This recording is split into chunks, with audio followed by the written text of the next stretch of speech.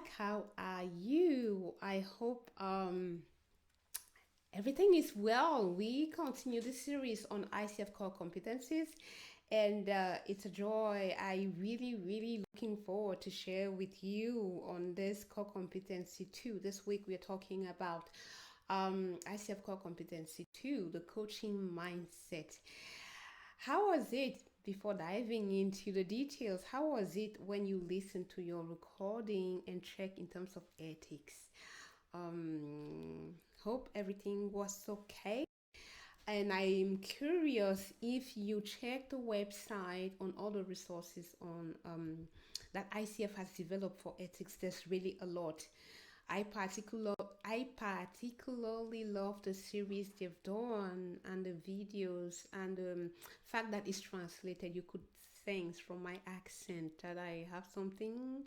It's good to be able to have those resources in French as well. So French, Arabic, Spanish, Dutch.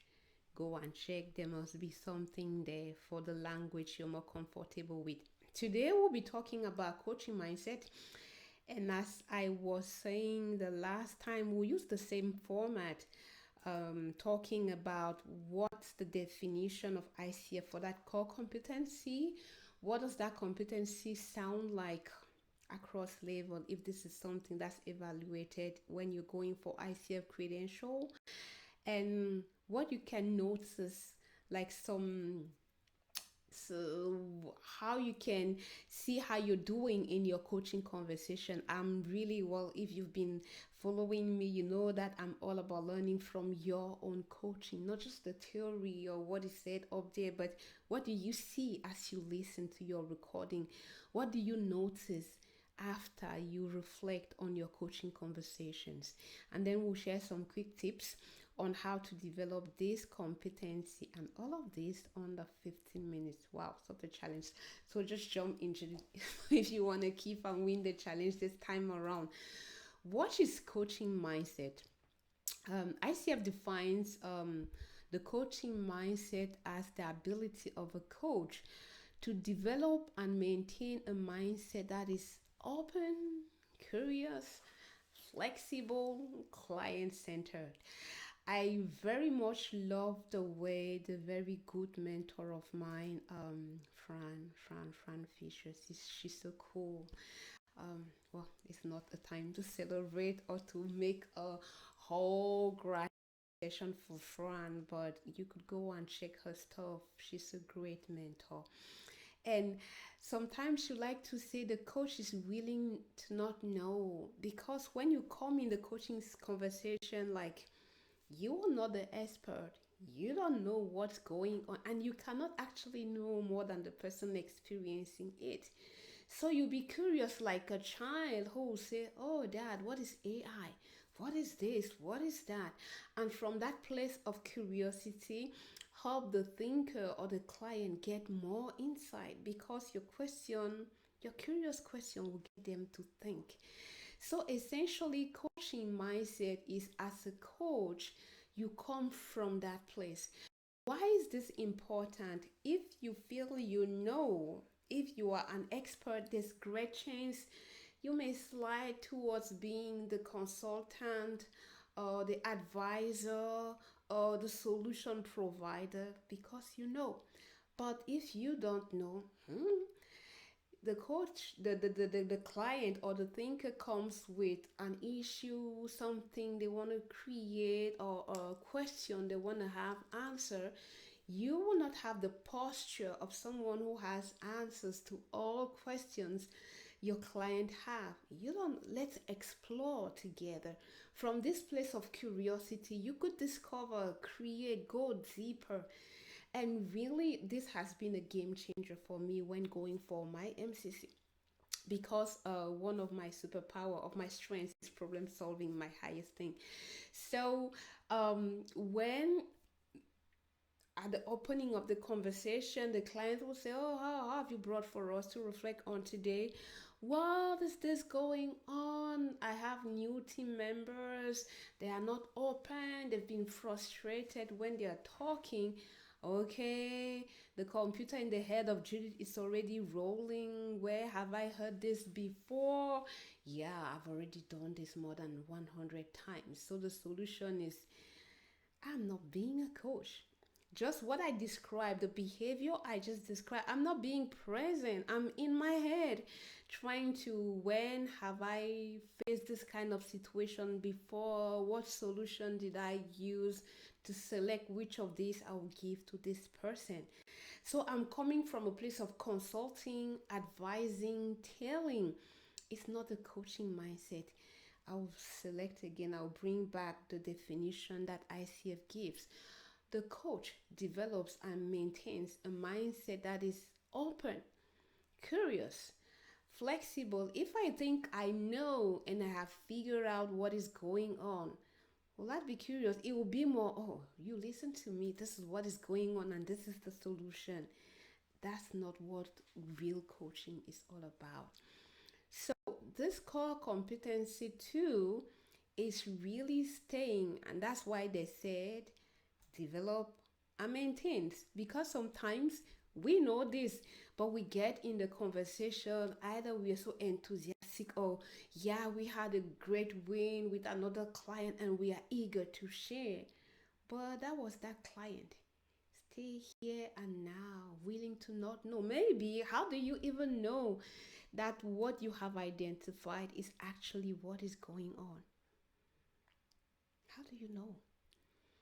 You don't really know. And that's why develop and maintain. You want to stay in this posture throughout the conversation. So, ICF also, like, these are some of the elements they include to demonstrate that you are in a coaching posture or coaching mindset. Well, client is responsible. I told you a couple minutes ago. Well, someone is saying, and I'm okay, this is who said it was a problem for Judy to solve. Go and do your problem solving, your strength, not in the coaching. In the coaching posture, it's the client responsibility to figure, to find a solution. He knows their solution. He knows their context. He knows what he needs. He knows what is going on with him much more than you do. So the client is responsible for finding the solution. But as a coach, you can continually learn. You can develop a reflective practice. You can acknowledge and embody in your coaching conversation all the cultural context, and you work on developing your own self-awareness, your intuition, all the emotional regulation. You work on you, but in the coaching conversation, please stay open, curious, and all these things that you will do on you, reflective practice, awareness. These are the things that will help you give curious question, give open question, give powerful question that will help this client to reflect and come back with solution. Working on self will help you develop your intuition. You focus on working on you so that in this you stay open, curious, and flexible. And all these things in the next slide, they help you come into the coaching conversation to show up open, curious, and flexible. So I really like the summary of front of this. Are you willing to not know? And I like to ask you to take this little pause to ask, dear, lovely, awesome coach, what mindset shows when you listen to your recording? Are you seeing some of these elements? If someone were to listen to your recording, will they see flexibility, curiosity about the client, or more telling, as I was describing a couple minutes ago? How are you showing up in your coaching conversation? I'll let you muse on that for a couple seconds. We'll be back in a few.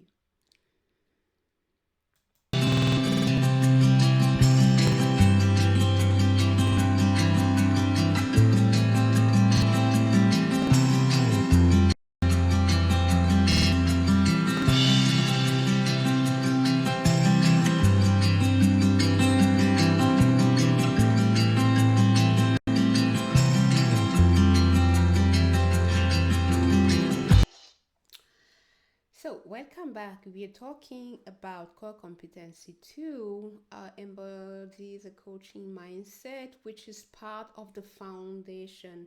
We said the core competencies are grouped into 4 categories: the foundation, co-creating the relationship, effective communication, and facilitating learning. We are in the foundation, the initial one.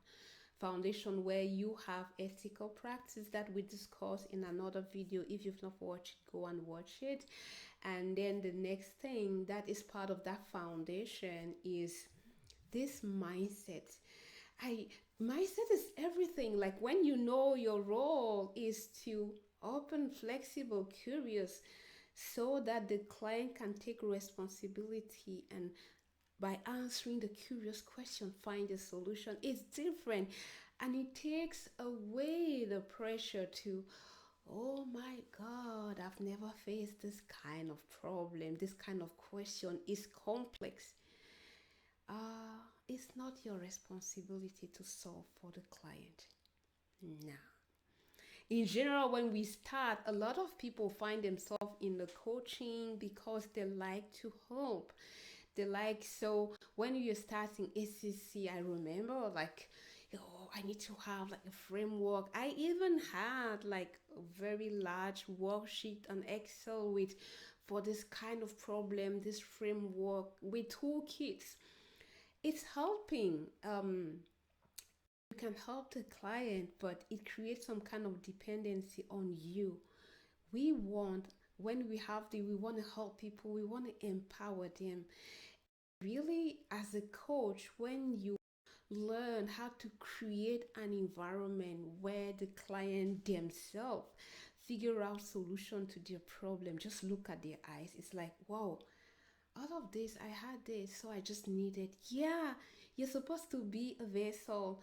What I think it's Claire Pedrick, she says, you're the container, the content is the client.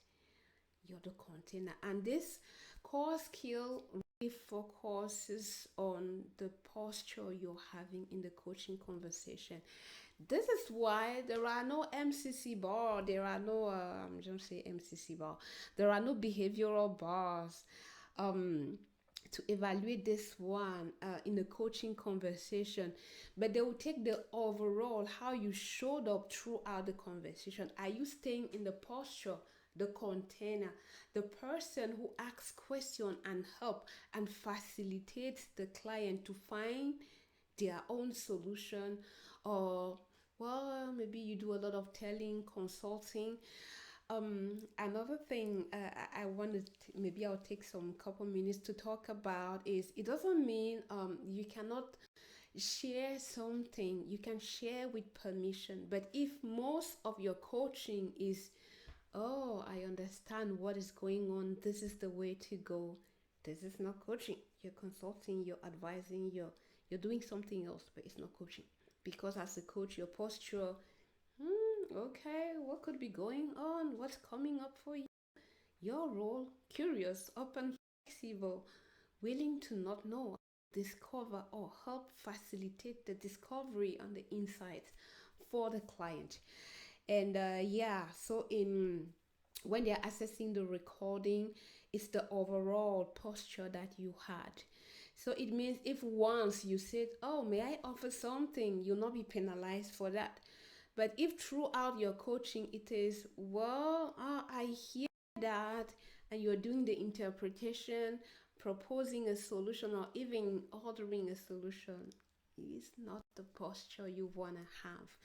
So I want to end this little short mini video on core competency 2, the coaching mindset, again by asking you, how is your what posture can one see when they listen to your recording, or how is your mindset showing in your coaching conversation?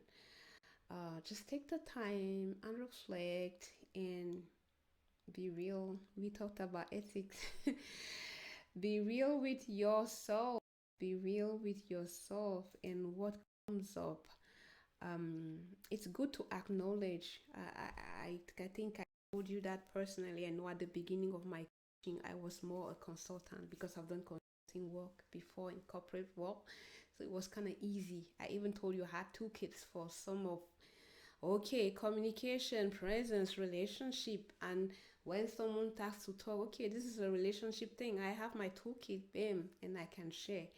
They will be happy. You can even have clients, oh, thank you very much, Judith. Yes, but that was not really coaching, and you've not been in the coaching mindset, coaching posture that ICF wants you to have to distinguish the coaching profession from other profession. Oh, Judith, again, you lost your bet. With a producer, it's more than 15 minutes. I hope it was useful. As you're watching the video, if there's a question, something that is not clear, something you disagree with, feel free to comment below the video.